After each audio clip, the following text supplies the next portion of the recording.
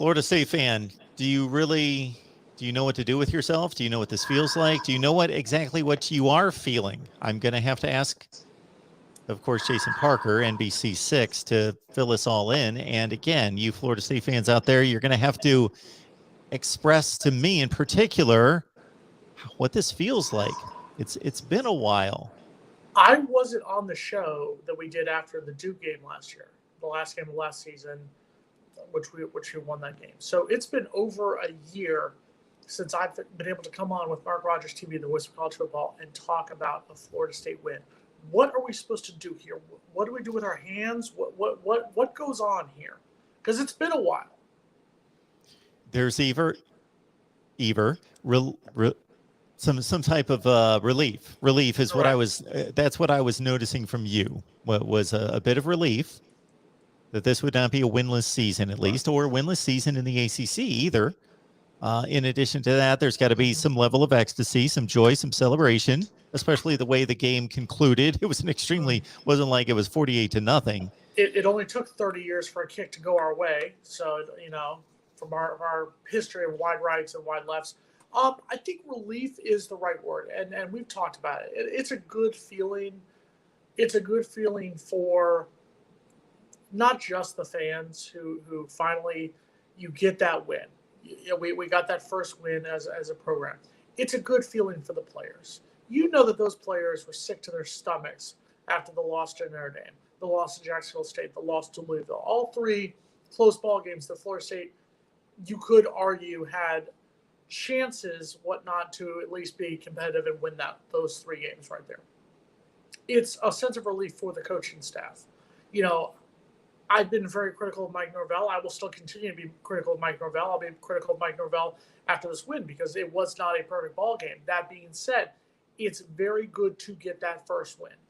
You just got to get that first win. Now the question, and we'll talk about it over the next hour, is what's next? Is this going to be a building block win, or will there be a stumble? Because there's a heck of a road game coming up in about 4 days. Yeah, they were showing us indications that regardless of how well they played, regardless of who the opponent was, that they were going to find a way to lose regardless. This is at least a step in the right direction to say, okay, this team handled a game-deciding situation on both offense and defense. They made the right plays and got it done. Now, the level of opponent can be in question.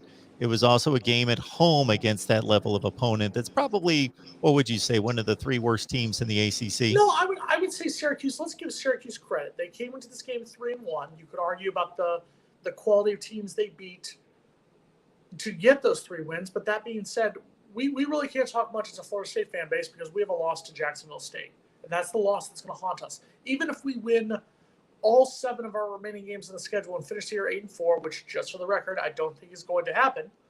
Even if that does happen, it's still going to be, but you lost to Jacksonville State. Syracuse came into that game 3-1. They did their job. I think from an aspect, Florida State gave Syracuse a chance. Florida State gave Syracuse plenty of chances, both at the end of the first half and in the fourth quarter, for Syracuse to come in and take that game. And even those of us in the stands were sitting there going, in our section, we're sitting there going, I've seen this play out. I've seen what happens here. I've seen this happen because you saw it happen against Notre Dame. You saw it happen against Jacksonville State in the fourth quarter. So that was the main concern was, is this going to be what happens again? Luckily, like I said, and those of us who grew up in around the Florida State-Miami rivalry, it's a little bit interesting that for the first time in about 3 decades, a kick goes our way and a kick doesn't go Miami's way on the same weekend. So let's embrace it. We'll talk about it for the next hour. But Florida State fans, congratulations. We finally got our first win of the season. Florida State fans, rejoice. Express your celebration, your relief in the live chat.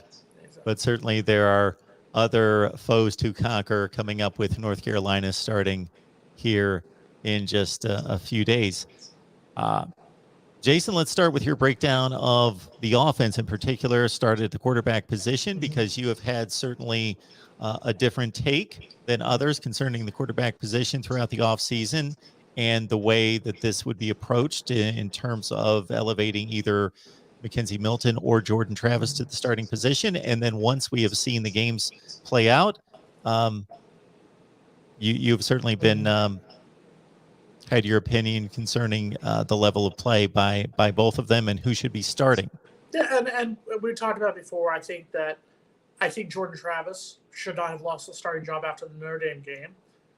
Along those same lines, when it was announced, and the thing was the entire week, we talked about last Wednesday where we talked about, is Jordan Travis even going to play? You know, on the depth chart, it had Milton 1, Chuba Purdy at number 2. So you had that, and you had those points where you're sitting there going, is Jordan Travis even going to be able to suit up in this game? And then all of a sudden, he's named the starter. So I think that was the shocker. If you're going on the way Mackenzie Milton played against Louisville, I think Mackenzie Milton earned the starting role in this game against Syracuse. I think he played well against Louisville, and I question where the decision was to go back to Jordan Travis. That being said, Jordan Travis went out there, and the offense was not sexy.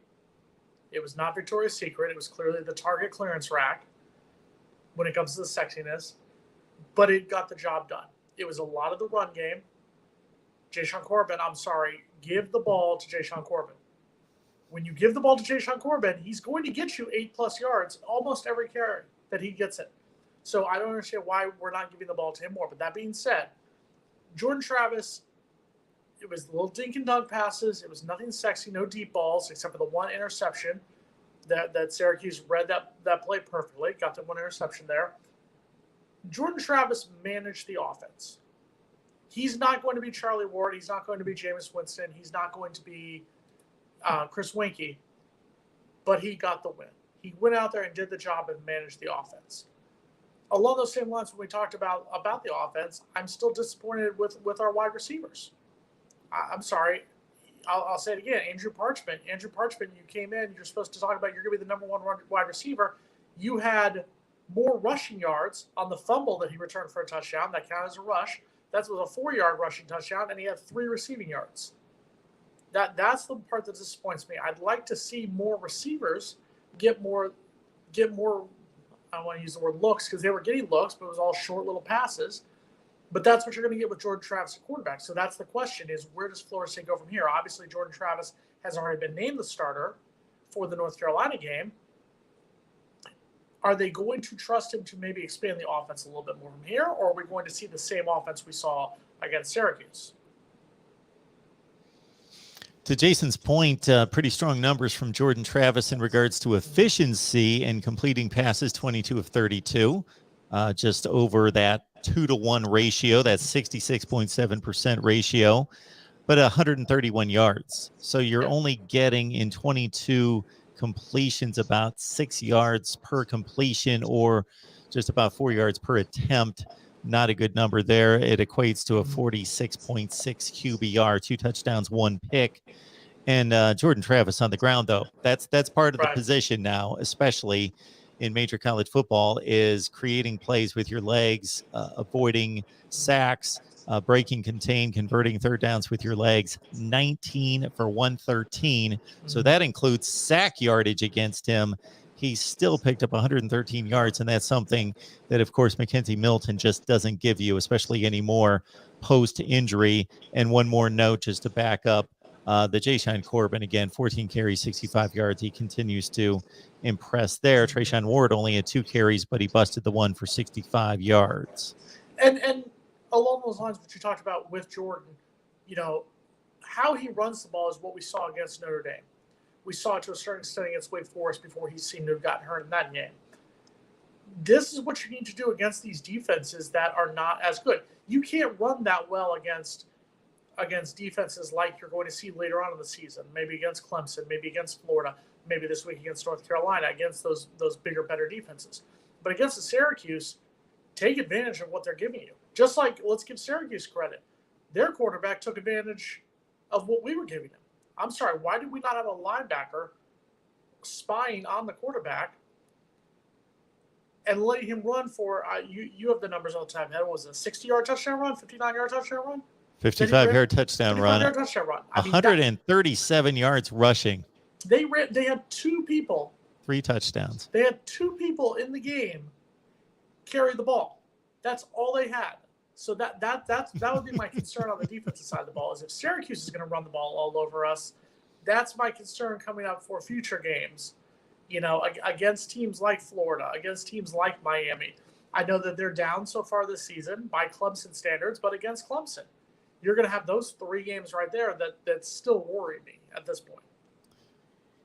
Both teams had very similar quarterbacks, styled quarterbacks playing on either side. Garrett Schrader was a Mississippi State transfer who was in a quarterback battle back and forth and never able to be the starter at Mississippi State, but always was in contention and one play away, and played some significant football in the SEC at Mississippi State. Comes to Syracuse, and the numbers compared to Travis and just the style of play on the field, very similar, both from a passing and a rushing standpoint. Not the greatest passer in the world, but certainly a threat on the ground.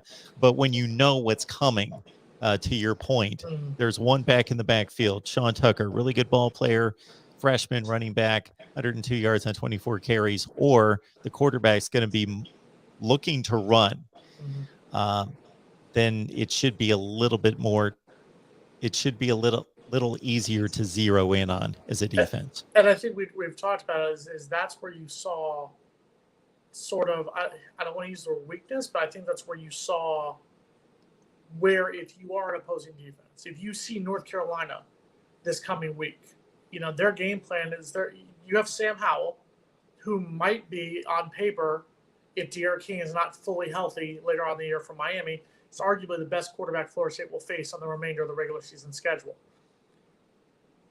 Sam Howell is somebody who can run the ball as well as throw the ball. So if Sam Howell can have even half the success throwing the ball that he should, and then runs the ball the same way Syracuse does, we're going to be in trouble this coming week. So that's what we're going to have to do. Yes, Khalil Young, we got to get better help at linebacker. Because I'm sorry, and I said it before, I'll say it again. Why you don't have a linebacker, middle linebacker, or even if you want to say one of the safeties, somebody spying that quarterback the entire time. I'll give you, if he gets a 10-yard carry, 15-yard carry, something like that, he should not have gotten more than 15 yards on that run. But that's the problem is right now. That's the one downfall I would say on the defensive side of the ball, is that you're letting these teams in the game. You're up by 10 on Syracuse. You should have that should have been in old school Florida State's ways, not even old school, but even I'd say 2017, 2018 Florida State would have finished the job, put the game away comfortably, not let them come back. And that's my concern coming up, not so much against North Carolina, not so much against Miami, Clemson, Florida, but later on in the year against NC State, later on in the year against Boston College. Can Florida State maybe get a few of those? I'd like to hope so, but not unless the defense improves at this point. And that's why this North Carolina game is important, because after that you have the bye week of 2 weeks. You essentially have 3 weeks because you have UMass on the 23rd. So you have 3 weeks between North Carolina and Clemson. That's where you have that time to get whatever needs to be fixed. So the first thing that needs to get fixed is that defense, that front seven. Florida State Seminoles live here each and every Wednesday night, 6 o'clock Eastern time, right here at the Voice of College Football. We got Jason Parker on the line, of course, our 127th edition. Jason Parker with NBC6 breaking down the Noles. It felt good. I'm going to just take a moment. Do you know how good it feels, Mark? You're an Ohio State fan, so you understand this. For those moments when Ohio State gets a win, Michigan loses, a bunch of those rivals lose, and it feels good. It felt good this weekend, both Florida State getting that win, Miami missing on a missed kick against a Virginia team that had no business beating Miami, because Miami is a much better team than Virginia, I'll say it. Florida loses at Kentucky for the first time since I was 3 years old. Texas A&M is writing checks to Jimbo Fisher that he's not earning. It was a better weekend for you than I first thought. UCF loses to Navy, makes the Navy triple option team look like Nebraska in '95. It was a good week.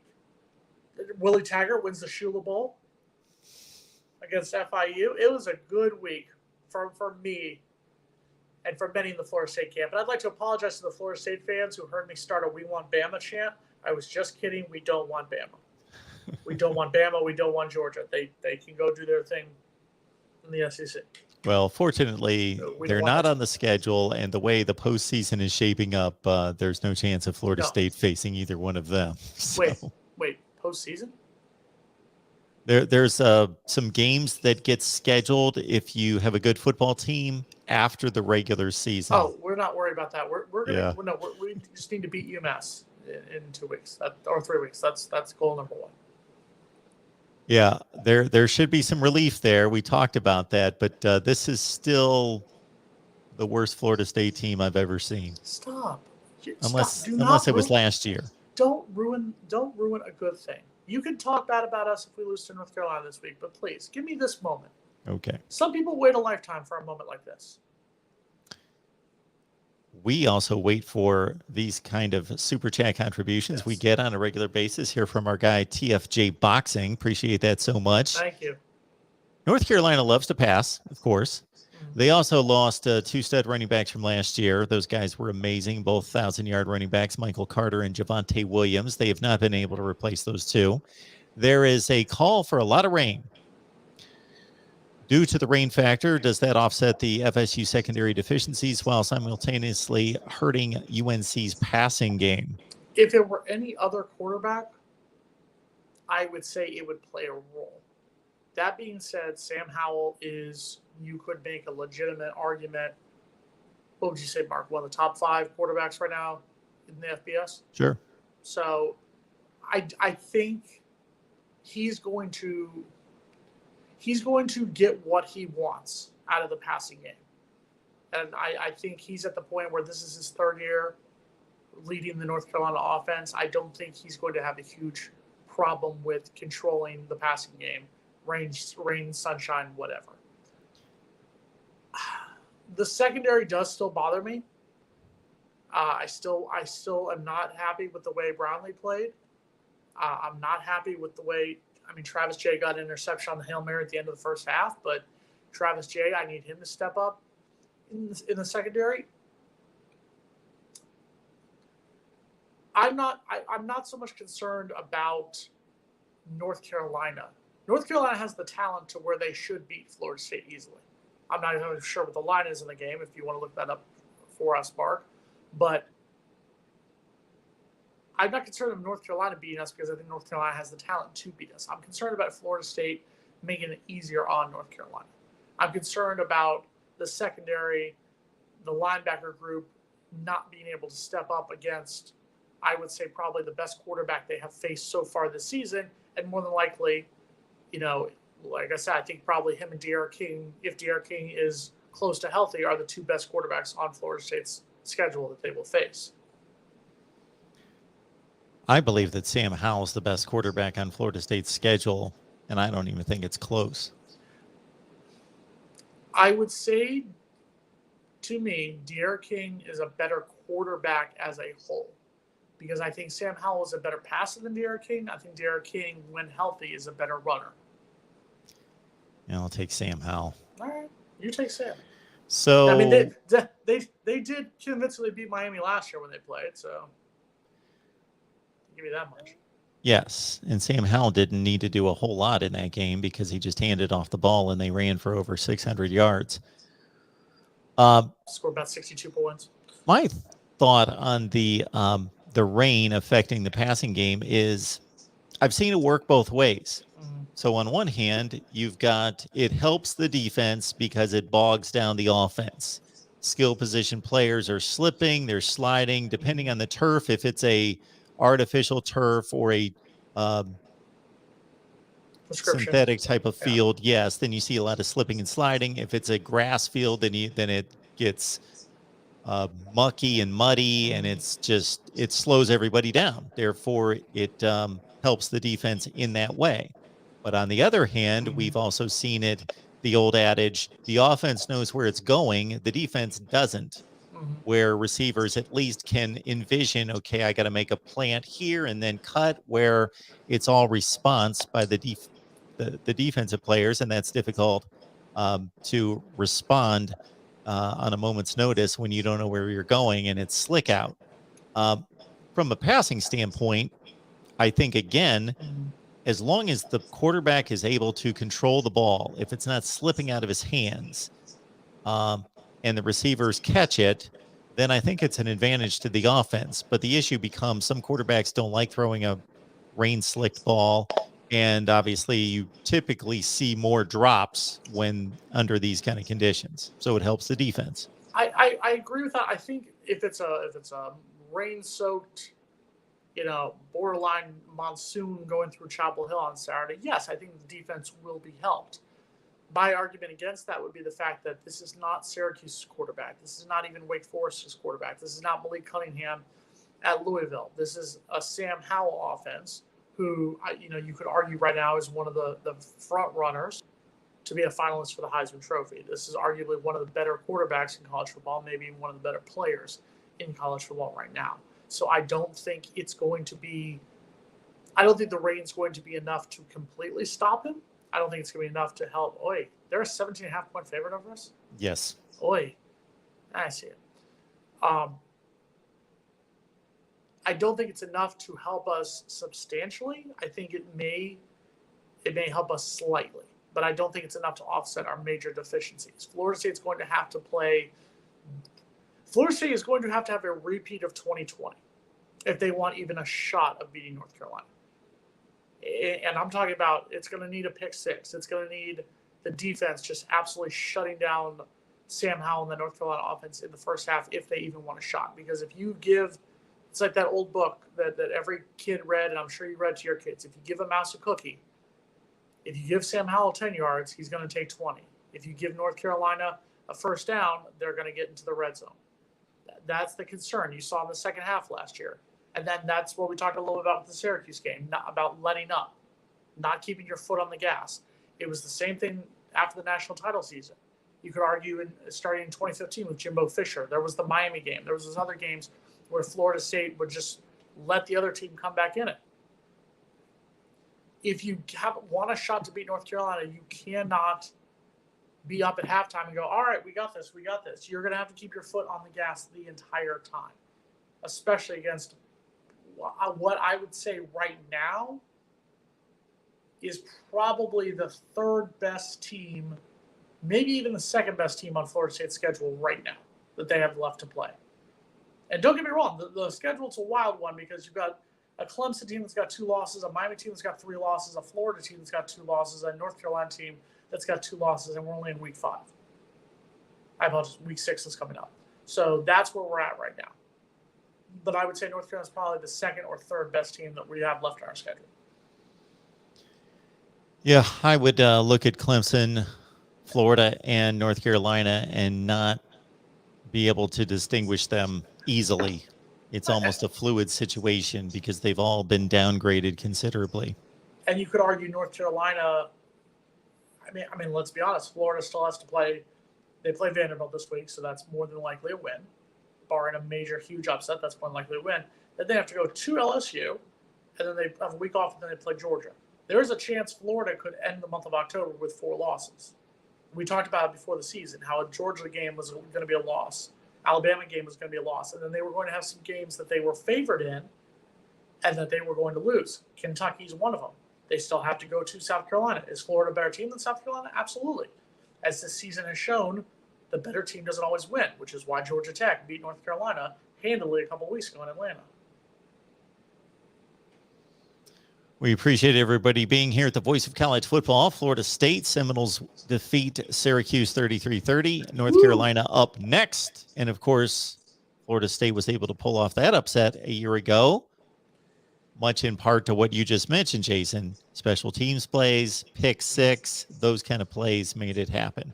And that was the real coming out party, I would say, for Jordan Travis. Obviously, Jordan had played the week before it started against Notre Dame. Came in relief against Jacksonville State. That's right. We actually beat Jacksonville State last year. Just want to remind us for those good old days on that one. But the North Carolina game was the one that really put Jordan in the spotlight and gave him the chance to shine. Because once again, what did he do? He did what he had to. He ran the ball, short passes. There was a couple long passes. I won't give you the credit on that one. But for the most part, it was a shorter passing game and him running the ball. Clock control is going to be important in this game. If they run that same offense that they ran against Syracuse, I think Florida State has a shot. I'm not guaranteeing a win. I'm not predicting a win right now, but I think they would have a shot to be competitive. Invite everyone to leave their comments and questions here in the live chat as we talk Florida State football with all of you. And before you leave your question, before you do anything else today, before you even go up and get something to drink out of your 2016 Capital One Orange Bowl cup or any other beverage that you're going to drink, hit the like button, hit the subscribe button, hit the bell, send Mark your money. Make that your goal every single week. If you don't hit the like button, what are you doing? If you don't hit the subscribe button, what are you doing? Slam it down, drop it like it's hot, make it happen. Mark Rogers TV, he's the voice of college football. He's getting it done for you. Logan, we missed you, buddy. We need you next week. Yes, Logan.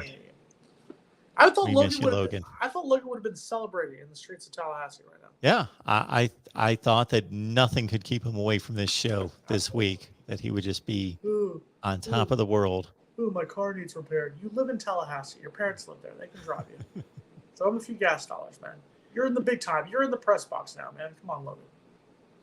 I'm going to take this conversation all over the place until somebody gives us some direction in the live chat. So you guys know, as watching this show, that you ultimately produce the show. So comments and questions. Jason, we're 5 weeks into the college football season.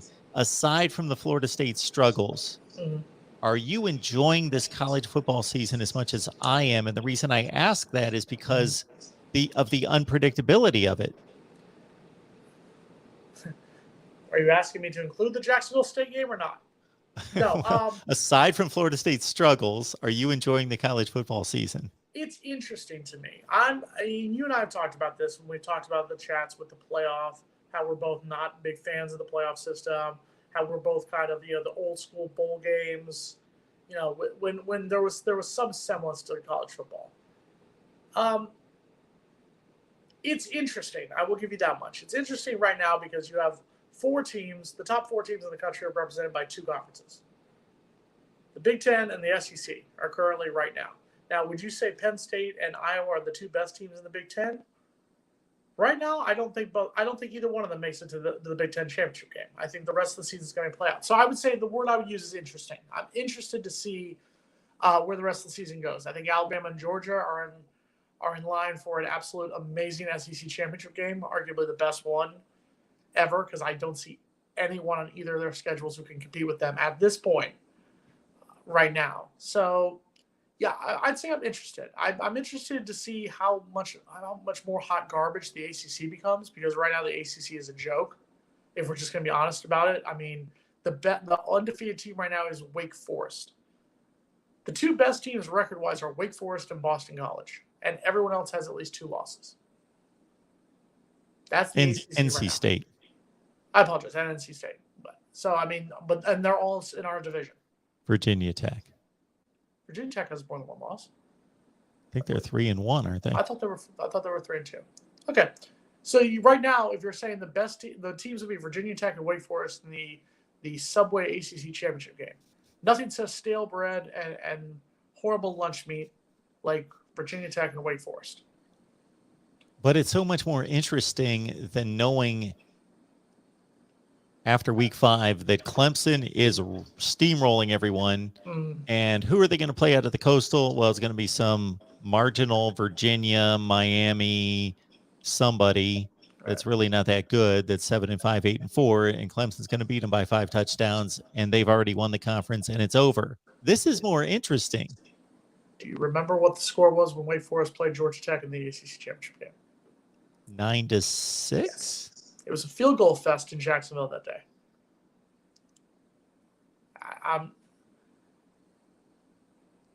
The thing with a team like Wake Forest, let's give Wake Forest credit. They beat the hell out of Florida State. They got that win. I'd argue right now they're the best team in the ACC, without a doubt. Wake Forest is a lot like Butler in the NCAA basketball tournament. They're a lot like those Cinderella teams who you root for them in the regional round. You root for them when they get to the Sweet 16. You root for them when they get to the Elite 8. And then when they get to the Final Four, you're like, okay, go ahead.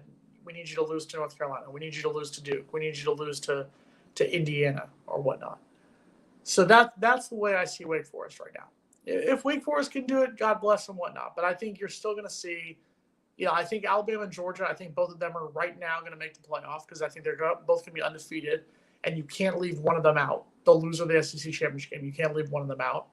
I think the Big Ten champions earned a spot, whether it's Penn State. Penn State still has to go play at Ohio State. That's going to be a mammoth game coming up.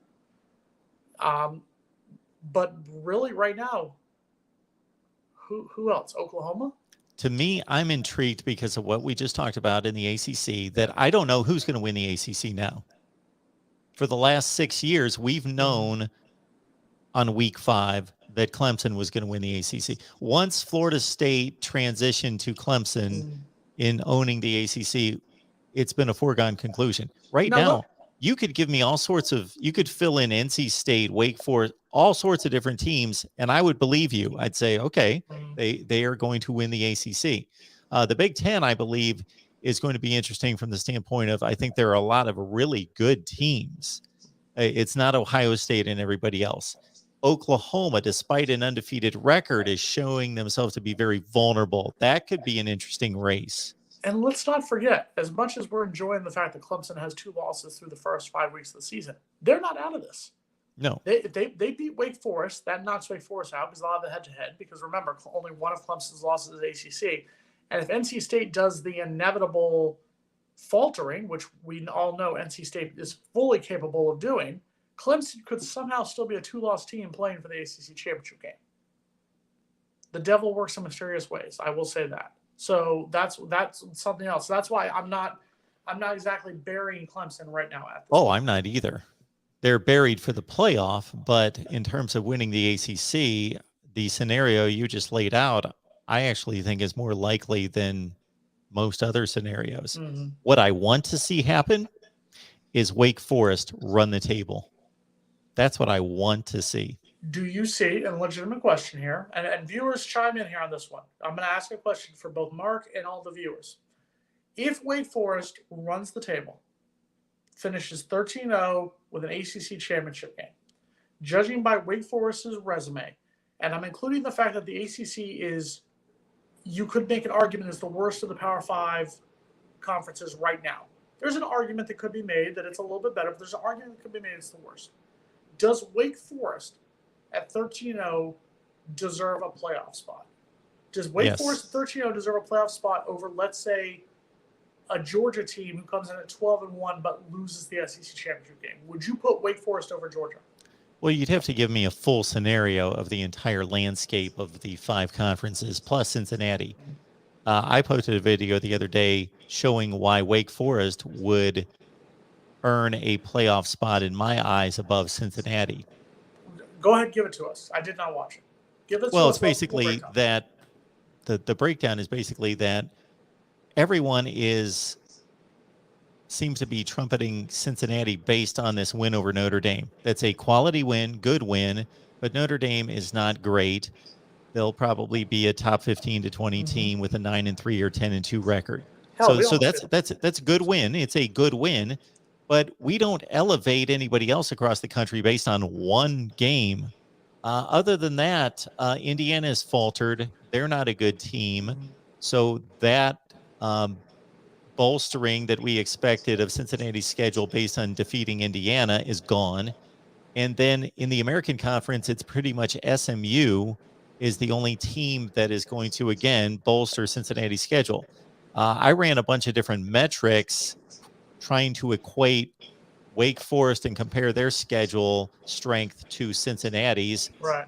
One would be that the remaining games on Wake Forest's schedule, those opponents are 24-11 and Cincinnati's are 17-21. And on top of that, those Wake Forest opponents are playing Power 5 schedules, and those Cincinnati opponents are playing Group of 5 schedules. So it's even a bigger disparity than that. Wake Forest, despite the mediocrity of the ACC, is still going to have to play a much more difficult schedule overall than Cincinnati. And here's so far as Wake Forest's schedule. And once again, I'm not defaming Wake Forest at all. I think Wake Forest, if they are 13-0, should have a legitimate argument to make the playoff. So far, the 5 wins they have are over Old Dominion, Norfolk State, the Florida State University, Virginia, and Louisville. They beat Louisville by 3 points last week at home. Now, their schedule is going to get much tougher. They still have their next 3 games are Syracuse, Army, and Duke. I'd say those are all very winnable games. Then on November 6th, they go to North Carolina. November 13th, NC State comes to play them in Winston-Salem. Then they go to Clemson on November 20th, and November 27th, they're at Boston College. So there's an argument that they could go into the month of November 8-0 and leave 8-4.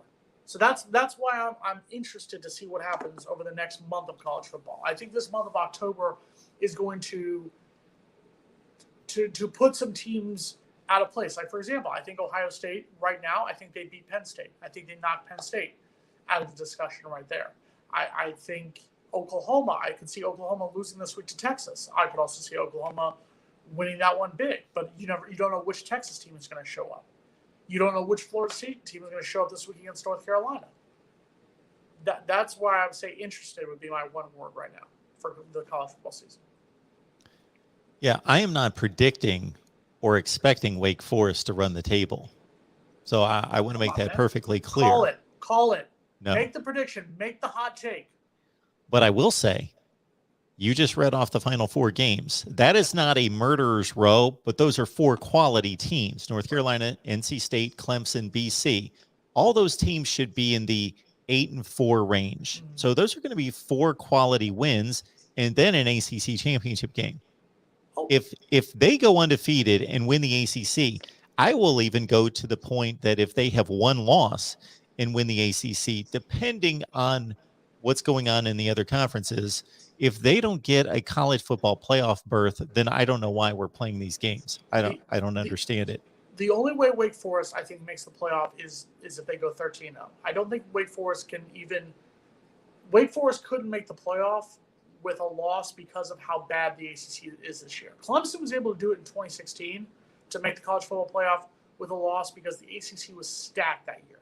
You had a Louisville team that was in the top 10. You had a Florida State team that came in the end and dominated, won the Orange Bowl, made the Orange Bowl that year. You had 3 teams in the top 11 of the final ranking from the ACC, all from the Atlantic Division.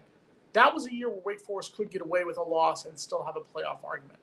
Wake Forest has to go undefeated because you have to think right now, like I said, Alabama and Georgia, as long as they run the table and stay the course, the loser's going to make it to the playoffs. The loser of the SEC championship game. So there's 2 spots right there. The winner of the Big Ten, the way the Big Ten has been playing this year, whether it's in Iowa, whether it's Penn State, whether Ohio State comes back and does something there, if Ohio State runs the table for the rest of this time. I think the winner of the Big Ten makes this. There's 3 spots. Do you think they're going to take, even let's say Wake Forest has a loss, let's say Oklahoma has a loss, and let's say Oregon wins the Pac-12 with a loss? Do you think they're going to take Wake Forest over either Oregon or Oklahoma? Should they? Maybe there's an argument, but I don't think they will. That's where I think Wake Forest gets screwed with a loss. The only way Wake Forest goes to the playoff is finishing unbeaten. Oh, I agree with you. I'm telling you what I think should happen. And again, there's going to have to be, it appears, a distinction made between conference champions with 1 loss. And so the committee's going to have a decision to make. That's why they're in place. Now, where do you think Florida State's playoff picture is on this one? I mean, that was a big win over Syracuse.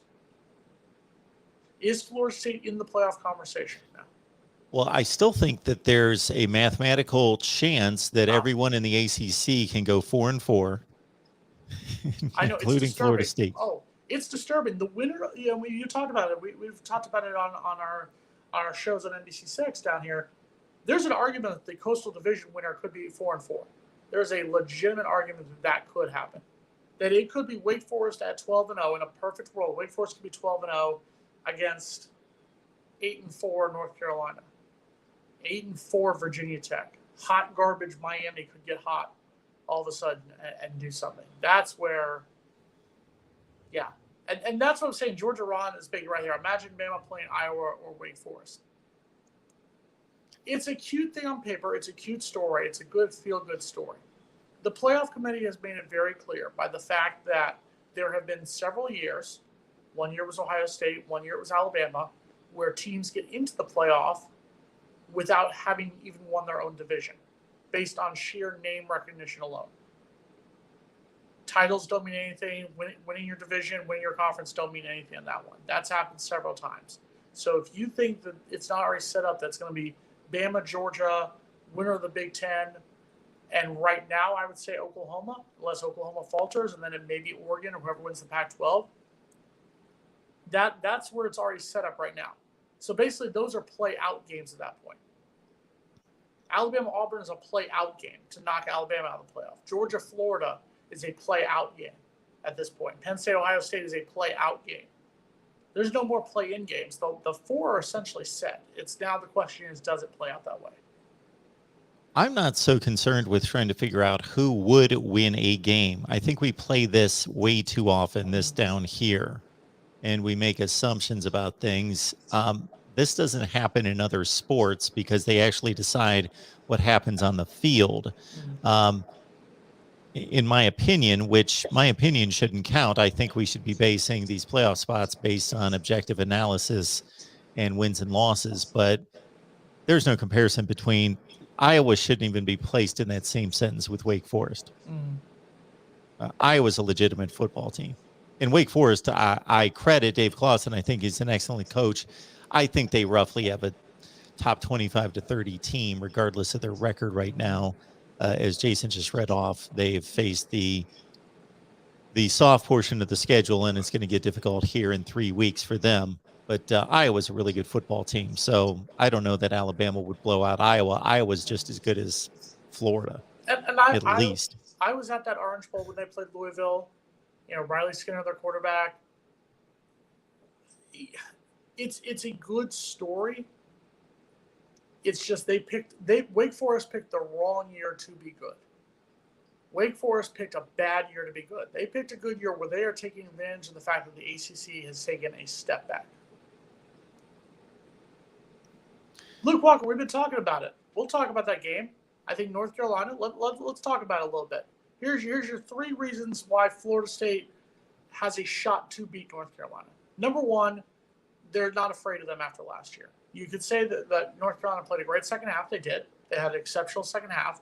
But Florida State, the fear factor is not there against North Carolina. That's number 1. Number 2, Florida State has been, you could argue they did well against Notre Dame in the first game, but I could say they probably played their best in the last 6 quarters of football. The second half against Louisville and all last week against Syracuse. They're finally getting, I don't want to say getting hot, but they're getting warm right now at the right time. And number 3, as of right now, and once again, North Carolina could easily win on Saturday. We're just being honest here. Mack Brown doesn't know how to beat Florida State. Mack Brown has never beaten Florida State as the coach. As a head coach, he's never beaten his alma mater. So I don't think Florida State fears North Carolina at this point. Now, that being said, Sam Howell is a phenomenal quarterback. Sam Howell is a phenomenal person on the field. He's the person you want as a field general, manning the offense. And I said, I think rain or whatnot, I think Sam Howell is going to do enough of a job to not lose that game. It's going to be up to, does Florida State have enough in them after that win against Syracuse to play up to the level of expectation, to play up to last year's game? That's the one disadvantage Florida State has in this one. Florida State came in last year, and I'll admit it, we said that Florida State had no shot of beating North Carolina. North Carolina came into Tallahassee, number 5 team in the country. We could argue about how they were, whether they should have been ranked number 5 that high in the season. But they came in. They were supposed to run shot all over us, and Florida State was able to pull off the upset. If you don't think Mack Brown is a good enough coach to where he's got them focused and saying, do not lose focus on these guys. Remember, Florida State was a 1-3 team when we played North Carolina last year. Our one was against Jacksonville State. We've gotten blown out by Miami, convincing loss to Notre Dame, and upset loss to Georgia Tech by that point. And we took advantage of the situation. We are not going to be looked over in this game. That's the one disadvantage Florida State has. Is Florida State can't come in and say, oh, golly gee, we hope we just want to play well. No, Florida State has to play like the Florida State team that has beaten the hell out of North Carolina so many times before. North Carolina coming off a 38-7 win over Duke, a Duke team that was previously 3-1, with like Wake Forest, a soft beginning to their season. And Sam Howell threw for 321, 3 touchdowns, no picks. Ty Chandler, the transfer from Tennessee, is their best running back, and Josh Downs, their best wide receiver, at a big Orange Bowl against Texas A&M, had 8 catches against the Dukies for $168 and a touchdown. And that's going to be the question: is which North Carolina team is going to show up? Is it going to be the North Carolina team that just ran all over Duke last week, or is it going to be the North Carolina team that essentially looked like hot garbage the week before against Georgia Tech? And yes, Luke is making an excellent point right there. They played great last week, but the week before they played like hot garbage. So which North Carolina team is going to show up? Is North Carolina going to play down? And I'm going to offend my alma mater here. Is Notre Dame, or excuse me, is North Carolina going to play down to the level of their competition, or are they going to step their game up? Is Mac Brown going to be able to do enough to build them back up? Yeah, and unfortunately, I think Georgia Ron, I hate to agree with you on this one, but I think you're 100% right. I worry about Adam Fuller. You know, yes, we won last week, but Adam Fuller, I don't know why he still has a job. I don't know why he returned this season. I don't get it, but there has to come a point. And I feel like if you didn't make that change after the Wake Forest game, I feel like we're stuck with Adam Fuller at this point, because it's not going to make much sense to fire somebody with 6 games left in the season. So here's hoping that anything turns around. Do you have a prediction for Saturday's game in Chapel Hill? I think Florida State has a legitimate shot. If you're asking me to put money on it, and you're giving me the 17.5 points, I take Florida State and the 17.5 points. I think Florida State will be a lot closer than a lot of people expect. I think North Carolina is angry after last season. I think North Carolina is to use the word pissed about that they lost to us. I think I have my own banner now. I'm very excited about this one right here. I think Florida State will keep it a lot closer than people think, but I think in the end, I think Florida State goes into their bye week with a 1-5 record. And I think North Carolina wins 41-28.